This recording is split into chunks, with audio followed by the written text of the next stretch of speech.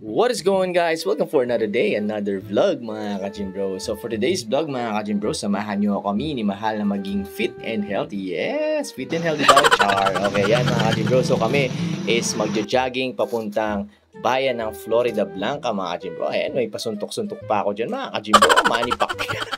Ayan mga ka-gym bro, so dumaan kami sa tulay mga ka-gym bro na hindi pa rin tapos hanggang ngayon. Pero at least nakakadaan na tayo mga ka-gym bro. Medyo nakakalula nga lang. Eto mga ka-gym bro, nandito na kami ngayon sa bayan ng Florida Blanca. Medyo nakakapagod. Ayan mga ka-gym bro, medyo nakakapagod din pala mga ka-gym bro kasi after ilang months or years ba mga ka-gym bro, nakapaglakad na kami ulit, nakapag-jogging na kami ulit ni Mahal. So kakain sana kami dito sa 24 hours sa Paresan pero sarado mga ka-gym bro. So naghanap lang kami ni Mahal ng ibang kakainan mga ka-gym bro. So nagsawa na kami sa Jollibee or sa Chowking mga ka-gym bro kasi ulit-ulit na lang. So sabi namin gusto namin kumain ng pares mga ka-gym bro pero walang diwata pares mga ka-gym bro.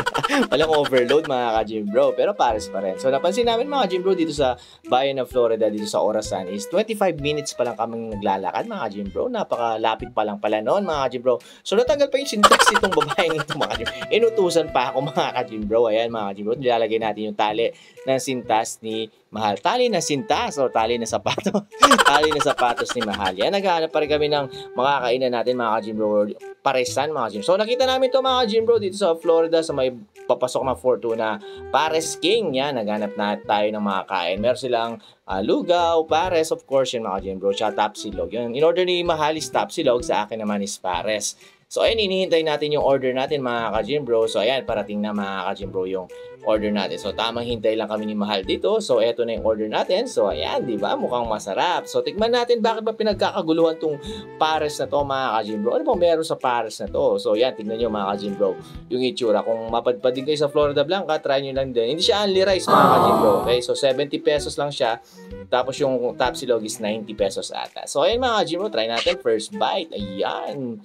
Tikman mo, okay ba? O yeah, pwede na siya mga ka-gym bro, di ba? Masarap na din kahit papano mga ka-gym bro. Sa halagang 90 tsaka 70 pesos mga ka-gym bro. So bale yung pagja-jogging namin mga ka-gym bro, palamuti lang. Para nagsayang lang kami ng oras mga ka-gym bro. Ayun mga ka-gym, pero kumain kami. Siyempre naglakad naman kami pa uwi kaya natagtag din yung kinain namin mga ka-gym bro. So ayan mga ka-gym bro, patapos na rin akong kumain dyan mga ka-gym bro. Okay na din siya, pwede na siya sa presyo niya mga ka-gym bro. Yan, pauwi na kami mga ka-gym bro. Fast forward mga ka-gym bro, nandito kami sa bahay. Medyo nakakapagod to mga ka-gym bro pala yung paglalakad kasi after many months is nakapaglakad tayo ulit mga ka-gym bro. Kayo din, try to be fit mga ka-gym bro kasi mas healthy, mas better mga ka-gym. So thank you so much for watching. God bless you all and peace. Bye-bye!